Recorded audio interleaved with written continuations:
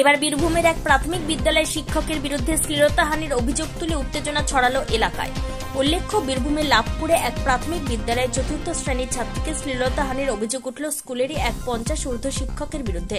ঘটনাকে কেন্দ্র করে বুধবার দুপুরে সংশ্লিষ্ট বিদ্যালয়ের সামনে বিক্ষোভ দেখাতে শুরু করেন নির্যাতিতা ছাত্রীর পরিবার ও গ্রামবাসীদের একাংশ।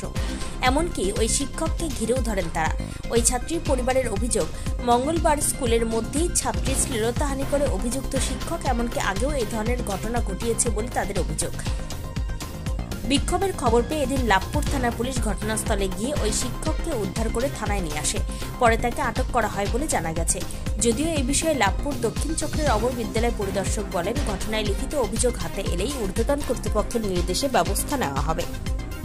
ওই আমাদের ছেলে মেয়ে যদি পড়তে গিয়ে যদি অমনি হয় তাহলে আমরা ফাঁসিই চাই, ওর মতন মাস্টারের আমাদের দরকার নেই।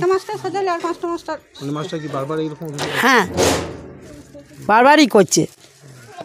ওই তো কালকে ওকে করেছে, পরশু দিন বাগদিপাড়াতে করেছে, তার আগে 2 বছর আগে করেছে, তবে ডোমপাড়াতে করেছে। তাহলে আবার ভবিষ্যতে আমাদের ছেলে মেয়ে আছে এখনও করবে নাকি তার ঠিক নেই। তার মানে ওকে একবার ফাঁসি দিয়ে ওকে একবার উদ্ধার করে দেন। হ্যাঁ, এই অভিযোগটা আমি মৌখিকভাবে শুনেছি, এখনও আমাদের কাছে কোনো লিখিত অভিযোগ আসেনি। শুনলাম ওখানে মানে আমাদের পুলিশ প্রশাসন গিয়েছিল, ওকে ওখান থেকে রেস্কিউ করে নিয়ে থানায় এসছে, এইটুকু আমি জেনেছি। আমাদের কাছে লিখিত অভিযোগ আসুক এবং যেটা আমাদের করার আমরা সেটা ঊর্ধ্বতন কর্তৃপক্ষকে জানাবো এবং যা যা স্টেপ হয় সেগুলোই হবে। এর আগেও তো এই মাস্টারমশাইয়ের বিরুদ্ধে একাধিকবার অভিযোগ হচ্ছে, কী বলবেন? না, এর আগে যে অভিযোগ হয়েছিল তাতে উনি এখানে অ্যারেস্ট হয়েছিলেন এবং কিছুদিন সাসপেন্ড ছিলেন। তারপর কোর্ট থেকে উনি পান, নির্দোষ প্রমাণিত হয়ে তারপর আবার জয়েন করেছিলেন আর কি। তারপরে ঠিকঠাকই চলছিল, তো হঠাৎ করে এই ধরনের কথা আবার শোনা যাচ্ছে এবং আজকে তো ওনাকে পুলিশ অ্যারেস্ট করেছে, এটুকুই জানি আর কি। শিক্ষক বলা হয় জাতির মেরুদণ্ড, তো সেই জায়গায় এরকম ঘটনা না, এটা তো কোনোভাবেই কোনো শিক্ষকের কাছ থেকে কাম্য নয়, আর এটা কেউই ভাবতেও পারেন না। এটা কোনো স্বাভাবিক ঘটনা নয়। এইগুলো তো নিশ্চয়ই পুলিশ প্রশাসনের তদন্ত করে দেখে সঠিক জায়গায় নিয়ে যাবেন, আর আমাদের তরফ থেকে অফিসিয়ালি দিক থেকে যেটুকু করার আমরা সেটা নিশ্চয়ই করব। আপনার নাম পরিচয়? আমার নাম সব্যসাচী ঘোষ, আমি sub inspector of schools, Labhpur south circle.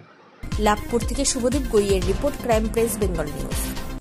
তোমার আমার সকলেরই একটাই পছন্দ, মাদার্স চয়েস।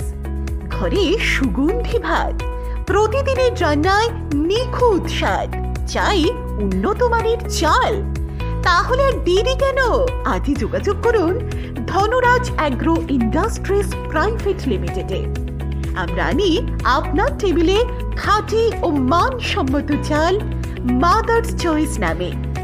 একবার ব্যবহার করুন, আর ফিরে তাকাতে হবে না। বিশ্বাসী গোড়া, গুণগত মানে সেরা। মাদার্স চয়েস, মা যেমন চান চাল তেমনই। যোগাযোগের জন্য এখনই কল করুন 8509752023 এই নম্বরে। মাদার্স চয়েস শুধুই সেরা নয়, সবার প্রথম পছন্দ।